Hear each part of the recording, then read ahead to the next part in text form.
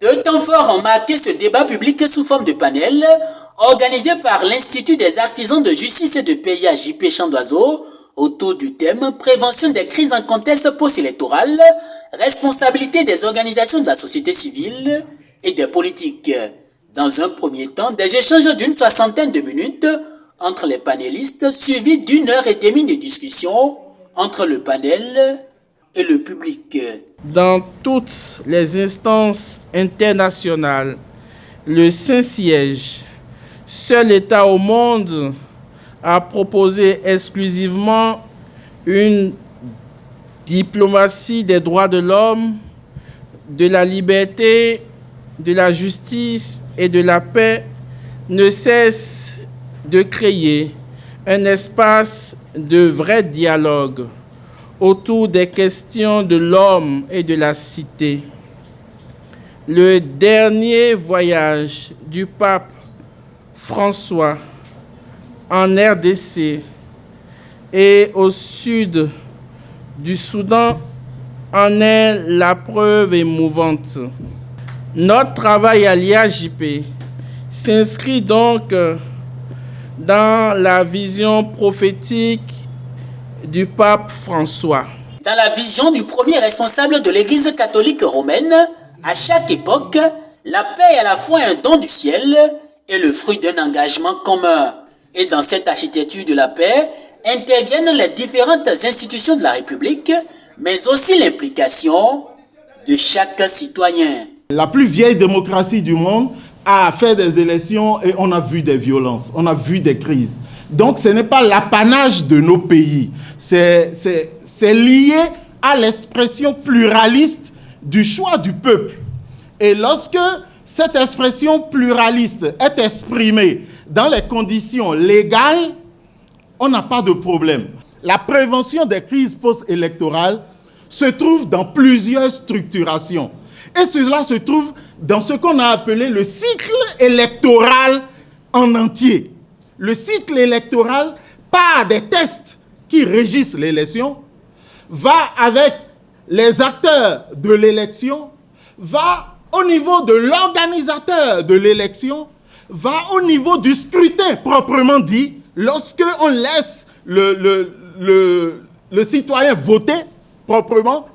Ensuite, ça va jusqu'aux contestations post-électorales qui se font dans les règles de l'art, le contentieux électoral. En fait, on était en présence de deux factions. Une faction a pris le pouvoir et l'autre faction dit jamais. Je vais tout faire pour qu'il ne dirige pas bien. Je vais tout faire pour lui mettre les bâtons dans les roues. Je vais tout faire pour le fatiguer. Voilà ce qui se passe maintenant. Quitte à le déstabiliser, faire tout ce que je peux faire pour l'emmerder.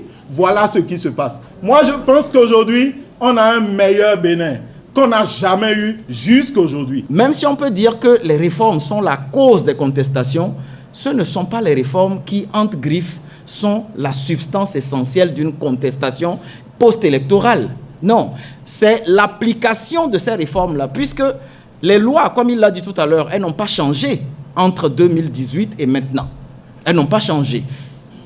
Il s'est fait que l'interprétation qu'en ont fait les institutions qui étaient chargées du processus électoral ont abouti à ce que beaucoup de politiques et beaucoup de partis politiques soient, entre griffes, je ne dirais pas exclus, mais écartés de la course politique.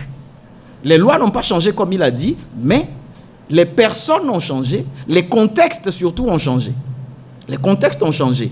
Il faut reconnaître que si aujourd'hui, on peut considérer qu'il y a une opposition à l'Assemblée nationale, c'est dû à l'intervention peut-être d'un contexte nouveau et d'une décision de la même Cour constitutionnelle dont la décision en 2019, à travers le certificat de conformité, avait empêché les partis politiques d'exister au sein de l'Assemblée nationale. Donc il faut qu'on soit vraiment honnête, juste et réaliste que le Bénin, heureusement, n'a pas encore connu de crise post-électorale, mais il faut assumer la responsabilité. Il faut l'assumer que nous avons vécu plutôt des répressions face à des droits politiques que réclamait une certaine classe politique donnée. Tout comme les partis politiques, les organisations de la société civile jouent également un rôle prépondérant dans la construction d'un monde plus pacifique. Nous travaillons à ce que les crises-là ne surviennent pas. Et notre action phare en matière de prévention de ces crises, c'est l'éducation aux droits humains. Parce qu'Amnesty International estime que le peuple béninois en particulier, le peuple africain en général, ne sont pas encore totalement imbus de la culture en matière de démocratie. Donc il faut que nous puissions former ce peuple-là. Donc nous travaillons à l'éducation aux droits humains. Nous travaillons également dans le domaine du plaidoyer. Également les questions de sensibilisation, les questions de négociation. Donc, de façon globale, Amnesty travaille à la prévention des crises. Nous ne voudrions pas gérer les crises après. Parce qu'on sait que quand les crises surviennent, ça devient une source de violation des droits de l'homme. Il faudrait que les acteurs politiques puissent se retrouver et en discuter. Et Monseigneur a dit, tout réside dans le dialogue. Le dialogue entre les générations comme base pour la réalisation de projets communs, l'éducation en tant que facteur de liberté, de responsabilité et de développement, et le travail pour une pleine réalisation de la dignité humaine sont aux yeux de l'Église catholique romaine les trois éléments essentiels pour l'élaboration d'un pacte social sans lequel tout projet de paix est inconsistant.